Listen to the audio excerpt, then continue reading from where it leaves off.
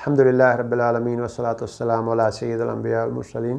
آج تیسرے اس پارے کا خلاصہ اس کا پیش خدمت ہے۔ اس میں اللہ تعالیٰ نے آغاز میں بتایا کہ انبیاء جو ہے ہم نے بھیجے ہیں، ان میں بعضوں پہ فضیلت دی، بعضوں کے ساتھ اللہ تعالیٰ نے کلام کیا، بعضوں کو معجزے مختلف دیے۔ عیسیٰ علیہ الصلوۃ والسلام کے بارے میں بتایا جا رہا ہے، ان کو ہم نے بے شمار قسم کے معجزے عطا فرمائے۔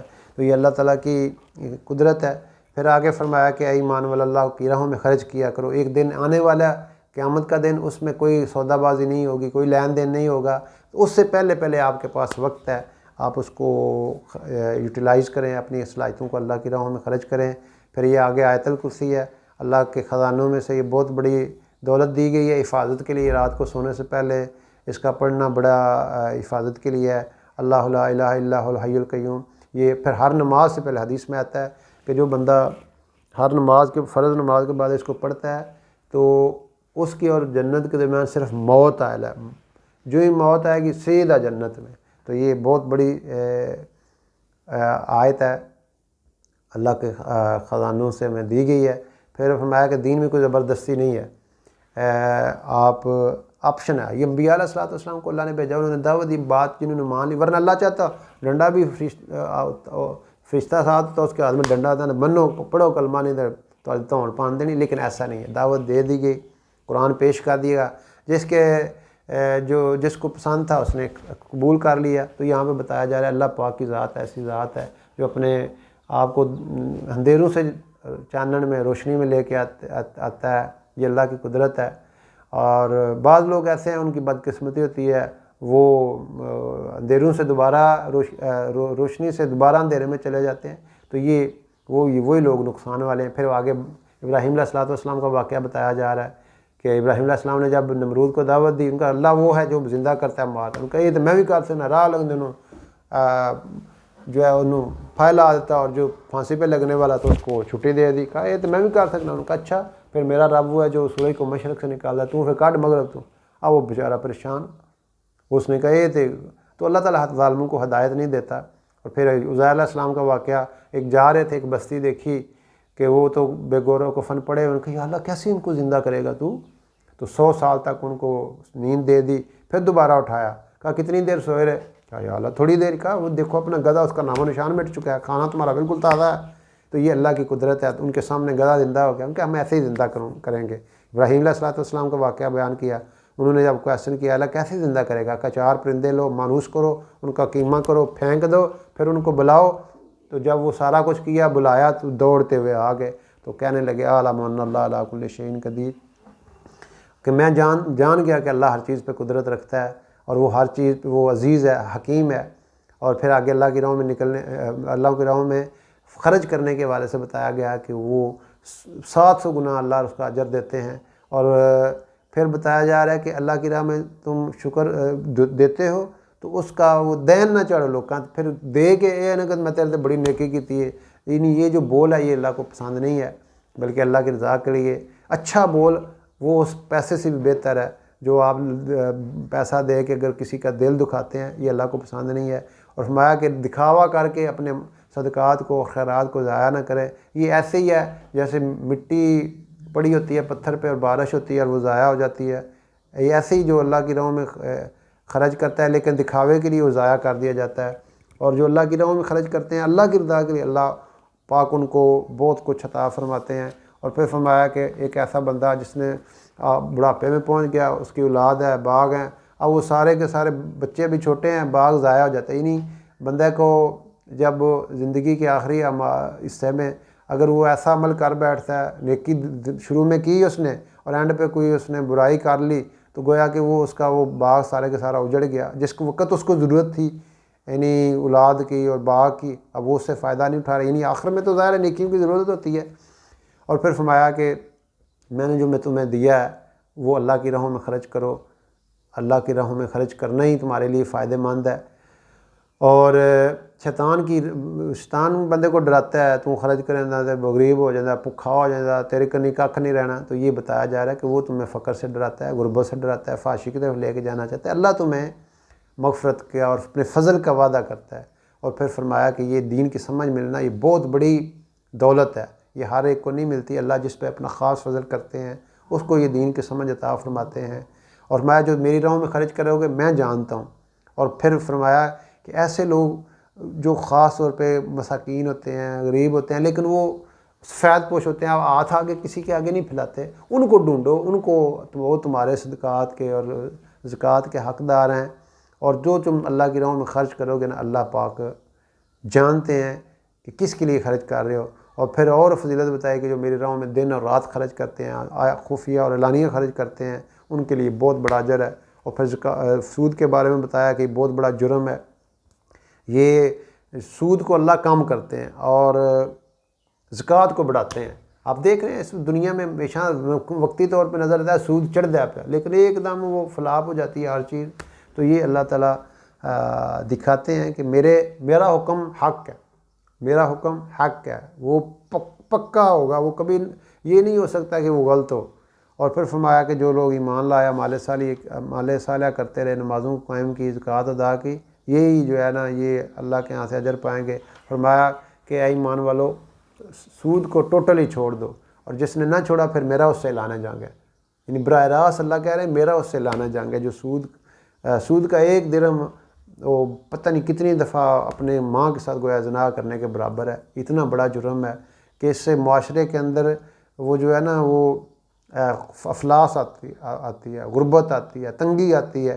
اس وجہ سے چونکہ یہ براہ راست انسانوں کے حقوق سلب ہو جاتے ہیں، آپ سود کے ذریعے سے لوگوں کو غریب سے غریب تر کر رہے ہیں۔ اس لیے اللہ تعالیٰ نے بڑی سخت وارننگ دی کہ یہ بہت بڑا جرم ہے، یعنی سود اس وجہ سے اس کا فرمایا۔ اور پھر آگے فرمایا یہ آیات کے بعد آج جو بعض اکثر مفسرین کہتے ہیں یہ آخری آیت تھی قرآن پاک کی جو نازل ہوئی، وَاتَّقُوا يَوْمًا تُرْجَعُونَ فِيهِ إِلَى اللَّهِ، اس دن سے ڈرو جب تم اللہ کی طرف لوٹائے جاؤ گے، یعنی اللہ کی طرف تم نے سب نے جانا ہے، اور تمہارے ہر عمل کا جو ہے نا وہ تمہیں ملے گا، جو بھی کرو گے اس کا تمہیں۔ اور اللہ تعالیٰ ظلم نہیں کرنے والے۔ پھر فرمایا کہ جب بھی تم آپس میں لین دین کرو تو لکھ لیا کرو۔ یہ بہت اچھا پرنسپل بتایا گیا ہے۔ اکثر جو لڑائی جھگڑا ہو جاتا ہے لین دین کے معاملے میں، قرض کے معاملے میں، اور ایسے معاملات ہوتے ہیں جس میں ہم لکھتے نہیں ہیں، حالانکہ اللہ کا حکم ہے لکھا کرو، تو پھر وہ in black and white return کوئی چیز نہیں ہوتی، کوئی ثبوت بھی نہیں ہوتا۔ تو اس لیے فرمایا جب تم لکھتے آپس میں کوئی لین دین کرو تو وہ لکھ لیا کرو۔ اب ہمارے ہاں یہ رواج ہی نہیں ہے، اگر کسی کو کوئی قرضہ لینے آ جائے تو کہ لیا یار دو گواہ لیا وہ گدن متوان میرے تو اعتماد نہیں چنگے تسی میرے یار۔ تو یہ ہم چونکہ اللہ کے حکم کی خلاف ورزی کرتے ہیں، اس وجہ سے پھر وہ گڑبڑ بھی ہوتی ہے اور لوگ پھر آپس میں بڑے نقصانات ہوتے ہیں۔ اس وجہ سے یہاں پہ بتایا گیا کہ اگر تم سفر میں بھی ہو پھر بھی ایسا بندوبست کرو لکھنے کے حوالے سے۔ اور پھر یہ آخری رکوع سورہ بقرہ کا بڑا یعنی کمال کا رکوع ہے، اور اس میں اللہ تعالیٰ نے بتایا جب یہ آیت نازل ہوئی کہ تم جو سوچو گے بھی نا اس کو پہ بھی حساب ہوگا، تو صحابہ تو ڈر گئے، رونے لگے، یا رسول اللہ اٹھ گئے سیدھے۔ یہی تو یہاں پہ سوچ پتہ نہیں ہمارے دلوں میں کیا کیا سوچ آتی ہے، تو اگر سوچتے بھی پھڑے گئے تو پھر ساڈا تو کنی کھ نہ رہا۔ تو پھر اللہ کے رسول صلی اللہ علیہ وسلم نے فرمایا کہ جو تمہیں دیا گیا اس پہ اللہ کا شکر ادا کرو، اللہ بہتر کرے گا۔ تو پھر اس کے بعد یہ آخری دو آیات نازل ہوئیں جو عرش کے خزانوں میں سے دی گئیں، اور فرمایا کہ جو شخص رات کو سوتے وقت ان کو پڑھ لے ساری رات اس کی عبادت میں لکھی جائے گی۔ آمن الرسول بما انزل الیہ، انہوں نے کہا آپ یہ کہا کرو ہم اللہ کے رسول کی ہر بات پہ ایمان لے کے آئے۔ بڑی کمال کی آیت ہے، سبحان اللہ، کہ ہم ہر وہ جو ہم نے اللہ پہ ہم ایمان لائے، فرشتوں پہ لائے، کتابوں پہ لائے، رسولوں پہ لائے، ہم کوئی فرق نہیں کرنے، ہم سمعنا و اطعنا، جو ہم سنتے ہیں یا اللہ تیری اطاعت کرتے ہیں، اور ہم تیری طرف ہی جانے والے ہیں۔ اور اللہ خود فرماتا ہے کہ میں کسی پہ اس کے ہمت سے زیادہ وزن نہیں ڈالتا، اور جو وہ کرے گا اس کو ملے گا۔ یعنی سوچنے پہ ہی نہیں، یہ آیت جو ہے پچھلی منسوخ ہوا ہوگی کہ جب تک بندہ کوئی گناہ سوچتا ہے اس پہ کچھ پکڑ نہیں، جب تک وہ بول نہ لے، جب تک وہ عمل نہ کر لے۔ ہاں نیکی کا ایک کریڈٹ دیا گیا کہ آپ نیکی کا ارادہ کرتے ہیں نیکی لکھ دی جاتی ہے، اور برائی کا ارادہ کرتے ہیں کوئی برائی نہیں ہے جب تک کہ کر نہ لے۔ یہ فرمایا لہا ما کسبت وعلیہا ما اکتسبت، اور پھر آگے اور بھی بتایا کہ اے اللہ ہمارے سے اگر کوئی کمی بیشی ہو جاتی ہے تو ہمیں معاف، ہمارے اوپر وہ بوجھ نہ ڈال جو پچھلی قوموں پہ ڈالا گیا۔ تو یہ سورہ بقرہ کا اینڈ ہوا۔ آگے سورہ آل عمران ہے، اس میں اللہ تعالیٰ نے شروع میں الف لام میم اللہ لا الہ الا هو الحی القیوم، یہ اسم اعظم بھی اسے کہتے ہیں، اور دعاؤں کے شروع میں یہ جو 2 آیات ہے دعا کے شروع میں پڑھنی چاہیے، دعاؤں کی قبولیت کے حوالے سے بڑی زبردست یہ آیات ہیں۔ اسم اعظم اس میں بھی مفسرین لکھتے ہیں، اور پھر فرمایا کہ اللہ کی ذات ایسی ہے جس کے اوپر ہر چیز واضح ہے، کوئی چیز اس سے چھپ نہیں سکتی۔ وہ اللہ کی ذات اتنی بڑی ذات ہے، ماں کے پیٹ میں انسان کی شکل و صورت وہ بناتی ہے۔ سبحان اللہ، اللہ کی کیسی قدرت ہے، 3 اندھیروں کے اندر انسان کو وہ بنا دیتا ہے۔ اور پھر فرمایا ہم نے تمہارے اوپر کتاب نازل کی، اس میں کچھ آیات واضح ہیں، کچھ متشابہ ہیں، تو جو واضح آیات ہیں ان کو آپ اڈاپٹ کر لیں، اور جو فتنے والے لوگ ہیں وہ ایسی آیتیں ڈھونڈیں گے جن کے اندر رولا ہے، لیکن جو ایمان جن کے اندر وہ رسوخ ہے فی العلم، تو وہ کیا کہتے ہیں، یا رب آمنا بہی، ہم جو بھی اللہ کی طرف سے آیا ہم اس پہ ایمان لاتے ہیں، اور یہ قرآن جو ہے عقل والوں کے لیے ہے۔ اور فرمایا کہ یہ اللہ تو ہمیں ہدایت دے کے پھر بعد میں گمراہ نہ کرنا، تو بڑی اعلیٰ ذات ہے، تو ہی ہمیں قیامت کے دن جمع کرے گی۔ پھر فرمایا کہ تمہارا مال اور تمہاری اولاد اللہ کے ہاں تمہیں کچھ نہیں دلا سکتا، اگر تمہارے اندر ایمان اعمال نہیں ہے تو یہ مال کا زیادہ ہونا، اولاد کا زیادہ ہونا، یہ تمہیں جو ہے یہ اللہ کے ہاں سے فائدہ نہیں دے سکتا۔ اور پھر 8 بتائی گئی یہ چیزیں جو انسان کے لیے پیدا کی گئی، عورتیں ہیں، اولاد ہے، سونا چاندی ہے، کھیتیاں ہیں، فصلیں ہیں، جانور ہیں، یہ فرمایا یہ دنیا کی چیزیں، یہ ایک ٹیسٹ ہے، امتحان ہے، کون ان چیزوں میں پڑھتا ہے اور کون میری طرف متوجہ ہوتا ہے۔ یہ ساری چیزیں انسان کو اپنی طرف کھینچتی ہیں، اور فرمایا کہ ذالک متاع الحیات، یہ دنیا کا تھوڑا سا سامان ہے، اور فرمایا کہ میں اس سے بہتر تمہیں بتاؤں تمہارے لیے جو ان چیزوں میں سے بچ گیا، یعنی ان چیزوں کی وجہ سے اللہ کی یاد سے نہیں رکا، تو ان کے لیے جنتیں ہیں اور ان کے لیے بیویاں ہیں، اور ہمیشہ کی اللہ کی رضا ہے۔ اور پھر فرمایا کہ اللہ کے ہاں جو قبول ہے نا، وہ اسلام قبول ہے، باقی اللہ نے سارے دروازے بند کر دیے، اب صرف ایک اسلام کا رستہ ہے، جو اڈاپٹ کرے گا وہی کامیاب ہوگا۔ اور پھر اگلے رکوع میں بتایا جا رہا ہے کہ جن لوگوں نے اللہ کی آیات کا انکار کیا، انبیاء کو قتل کیا، ان کے لیے بڑا خطرہ ہے، دنیا بھی ضائع گئی، آخرت بھی ان کی چلی گئی۔ اور پھر فرمایا کہ تمہارا کیا دن بنے گا قیامت کے دن، جب تم آؤ گے ہمارے پاس اکیلے اکیلے آؤ گے، تمہیں پورے کو پورا دیا جائے گا۔ پھر یہ آیت قل اللہم مالک الملک تؤتی الملک من تشاء، اللہ ملک کا مالک ہے، جس کو چاہتا ہے دے دیتا ہے۔ یا وہ اللہ یہ آیات اس وقت نازل ہوئی جب وہ ایک پتھر غزوہ احد کے موقع پہ نہیں ٹوٹ رہا تھا، اللہ کے رسول صلی اللہ علیہ وسلم کو بتایا گیا، آپ تشریف لائے، آپ نے کدال مارا، روشنی نکلی، آپ نے یمن کے محلات نظر آ گئے، پھر کیسرا کے محلات، کسرا کے محلات، تو یہودیوں نے کہا کہ یہ دیکھو ان کو کھانے کو ملتا ہے، پیٹ سے پتھر بننے دے، خواباں میں دن پہ کیسروں کے ساتھ محلات دیں۔ تو اس موقع پہ یہ آیت نازل ہوئی کہ اللہ قادر ہے، وہ جس کو چاہتا ہے ملک دے دیتا ہے۔ یہ آیات بڑی فضیلت والی آیات ہیں، ان کو ہر نماز کے بعد پڑھنا چاہیے، فرض نماز کے بعد سورۃ فاتحہ، آیت الکرسی، اور یہ شاہد اللہ انہ لا الہ الا ہو والملائکۃ واولو العلم قائما بالقسط لا الہ الا هو العزیز الحکیم۔ اور یہ 2 آیات جو ہیں اس کے بارے میں آتا ہے کہ جو ہر فرض نماز کے بعد پڑھتا ہے اس کو حضیرۃ القدس، ایک ایسی جگہ ہے جنت میں بڑا اعلیٰ درجہ ہے، وہ اس کو دیا جائے گا، اللہ اس کی 70 حاجتیں پوری کریں گے، 70 دفعہ اس کو رحمت کی نگاہ سے دیکھیں گے۔ اور پھر فرمایا کہ کافروں کو اپنا دوست نہ بناؤ، یہ تمہارے دوست نہیں ہو سکتے، اللہ تمہیں اپنی ذات سے ڈراتا ہے، جو تمہارے ظاہر کو باطن کو اللہ جانتا ہے۔ اور پھر بتایا گیا کہ قیامت کے دن جب بندے کی نیکی آئے گی تو وہ تو خوش ہوگا، اور جب برائی آئے گی تو وہ کہے گا کاش میری اور برائی کے درمیان زمین و آسمان جتنا فاصلہ ہوتا ہے۔ دنیا میں تو برائی بڑی اچھی لگتی ہے، اس کی طرف بندہ دوڑتا ہے، لیکن اس دن خواہش کرے گا کاش میرے اور میرے برے عمل کے درمیان زمین و آسمان جتنا فاصلہ تھا۔ پھر آگے فرمایا جا رہا ہے اگر تم میرے نبی سے محبت کا دعویٰ کرتے ہو تو میرے نبی کی تابع داری کرو، اگر تم میرے نبی کی تابع داری کرو گے تو میں تمہیں انعام کیا دوں گا، میں بھی تمہیں اپنا محبوب بنا لوں گا اور تمہارے گناہوں کو معاف فرما دوں گا۔ پھر فرمایا کہ ہم نے آدم کو، نوح کو، ابراہیم اور آل عمران کو چنا ساری انسانیت میں سے۔ اور پھر یہ آگے واقعہ بتایا جا رہا ہے جب عمران کی بیوی نے یہ خواہش کی کہ جب میرے پیٹ میں جو بھی ہوگا میں اس کو تیرے لیے جو ہے وقف کر دوں گا، تیری عبادت کے لیے، تیرے گھر کی خدمت کے لیے۔ تو اللہ نے مریم صدیقہ کو پیدا کیا، تو ان کا یہ تو بچی ہے، بہرحال ان کا میں اس کو اللہ کے لیے وقف کرتا ہوں۔ تو وہ صفائی وغیرہ بیت المقدس کی کرتی تھی۔ زکریا علیہ السلام آئے تو کمرے میں بند کر جاتے تھے جب شام کو جاتے. اب صبح آئے دیکھا کمرے میں بے موسم پھل پڑے ہوئے. کہا مریم یہ کہاں سے آ گئے؟ کہا یہ اللہ نے مجھے دیے. تو جب یہ موقع دیکھا تو زکریا علیہ السلام بوڑھے ہو چکے تھے اس وقت. پھر یہ دیکھ کے کہا کہ اگر اللہ مریم کو بے موسم پھل دے سکتا ہے تو مجھے وہ کیوں نہیں دے سکتا اولاد. یا اللہ تو مجھے اولاد عطا فرما. تو اللہ تعالیٰ نے اسی وقت ان کی دعا قبول کر لی اور یحییٰ علیہ السلام کی جو ہے نا ان کو بشارت دی. تو یہ اللہ کی بہت بڑی قدرت ہے. اللہ جب چاہے جیسے چاہے جس وقت چاہے جتنا چاہے وہ دے سکتا ہے. پھر حضرت مریم علیہ السلام کا قصہ بتایا جا رہا ہے کہ ہم نے ان کو چن لیا ساری عورتوں میں سے. اس وجہ سے چن لیا کہ انہوں نے اپنی عزت کی حفاظت کی. پھر اس کی عزت کی حفاظت کی بنیاد پر اللہ نے ان کو بیٹا دے دیا, عیسیٰ علیہ السلام دے دیا. اور انہوں نے کہا کہ تم رکوع کرو, سجدہ کرو. جب وہ بچہ پیدا ہو گیا اب وہ لوگوں نے باتیں شروع کر دیں تو وہ انہوں نے پھر وہ اللہ نے اپنا اگلا معجزہ دکھایا. عیسیٰ علیہ السلام کلام کرنے لگے.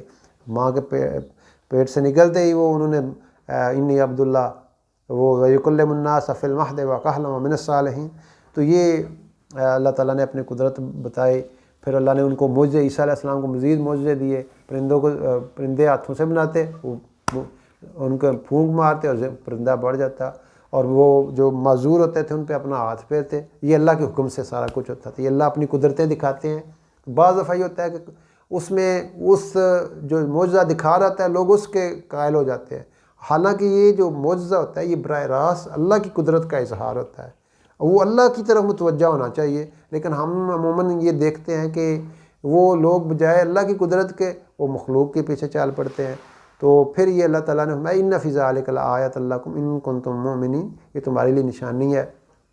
اور پھر فرمایا کہ یہ عیسیٰ علیہ السلام نے ان کو شرک کی دعوت نہیں دی. انہوں نے تو یہی کہا میرا رب بھی اللہ ہے تمہارا رب بھی اللہ, اسی کے آگے جھکو, یہی سیدھا رستہ ہے. تو ان کے جو حوارین تھے انہوں نے ان کو دعوت دی میری مدد کون کرے گا. ان کا کچھ لوگوں نے کہا ہم آپ کی مدد کریں گے. تو اس پہ ان کی تعریف کی گئی. پھر اللہ تعالیٰ نے بتایا کہ ہم نے عیسیٰ علیہ السلام کو اپنی طرف بلا لیا. جب انہوں نے یہودیوں نے ان کو قتل کرنا چاہے, پھانسی دینا چاہا, تو اللہ نے اپنی طرف اٹھا لیا. اور پھر فرمایا جا رہا ہے کہ یہ اللہ کی آیات ہیں اور یہ ذکر ہے, اور پھر یہ اللہ کی بہت بڑی قدرت ہے. یہودی کہتے تھے یہ کیسے ممکن ہے کہ عیسیٰ علیہ السلام آپ کہتے ہیں بغیر باپ کے. ان کا کہ یہاں تو پھر 50% اسباب موجود ہیں. آدم علیہ السلام کے حوالے سے تو وہاں پہ نہ ماں تھی نہ باپ تھا. اللہ قادر مطلق ان مثل عیسیٰ عند اللہ کمثل آدم خلقہ من تراب ثم قال له کن فیکون, کہ اللہ پاک قادر مطلق ہے, اس کے لیے کوئی مسئلہ نہیں ہے. وہ جس طرح چاہتا ہے کرتا ہے. اللہ کی اپنی قدرت ہے, اب اللہ کا اپنا ایک نظام ہے. وہ اپنے بندوں پہ جس طرح چاہتا ہے وہ اپنی قدرت کا اظہار کرتا رہتا ہے. تو یہ خاموش ہو گئے. تو اللہ رب العزت نے اپنا قدرت کو ظاہر کر دیا. میں یہ جو قصے ہیں یہ اللہ پاک اس لیے بیان کرتا ہے, حق قصے ہیں, یہ اللہ کی طرف سب کچھ ہوتا ہے, وہ ہر چیز پہ قدرت رکھتا ہے. اور پھر فرمایا کہ اے اہل کتاب ان جو کامن چیزیں ہمارے میں اور تمہارے میں وہ دیکھو, ہم اس پہ آگے متفق ہو سکتے ہیں. اور تم اس پہ کیوں شک کرتے ہو جو ابراہیم علیہ السلام پہ نازل ہوئی, جو پہلے تورات انجیل ساری کتابوں میں نازل ہوئیں. تو ابراہیم علیہ السلام کے بارے میں ہمارے وہ یہودی اور عیسائی نہیں تھے, بلکہ وہ ولیکن کان حنیفا مسلمہ, وہ مسلم تھے اور وہ شرک کرنے والے نہیں تھے. اور پھر فرمایا کہ جو میرے نبی پہ نازل ہوا ہے یہاں پہ ان پہ آپ ایمان لے کے آئیں. آپ اپنی کتاب کو اس وقت چھوڑ دیں, اور تمہیں پتہ بھی ہے تم اللہ کی آیتوں کا انکار کرتے ہو, تمہیں جانتے بھی ہو, تم حق کو باطل کے ساتھ ملا دیتے ہو, یہ غلط بات کرتے ہو. اور پھر آگے فرمایا کہ جو اللہ کی آیتوں کو بیچتے ہیں ان کے لیے دنیا آخرت میں کوئی حصہ نہیں ہے. اور کسی بھی بشر کو, کسی بھی انسان کو یہ جائز نہیں کہ اللہ اگر اسے کتاب دے, ہدایت دے, سمجھ دے دین کی, تو وہ لوگوں کو اپنا بنا لے. بلکہ اس کا کام تو یہ ہوتا ہے کہ وہ لوگوں کا کنیکشن اللہ کے ساتھ جوڑے. وہ اپنے ساتھ اٹیچ نہ کرے کہ میرے بندے بن جاؤ, میری جو آگے جھک جاؤ, بلکہ جو اللہ کے بندے ہوتے ہیں وہ بندوں کو اللہ کے ساتھ اٹیچ کرتے ہیں. وہ اپنے ساتھ اٹیچ نہیں کرتے وہ میرے ہی نعرے پہ مارو, میرے ہی فضائل بیان کرو, میرے ہی تعریفاں جتنے جاؤ کرو, بلکہ وہ یہ کہتے ہیں کہ اللہ کے آگے جھکو, اللہ کی عبادت کرو. ولیکن کونوا ربانین بما کنتم تعلمون الکتاب وبما کنتم تدرسون.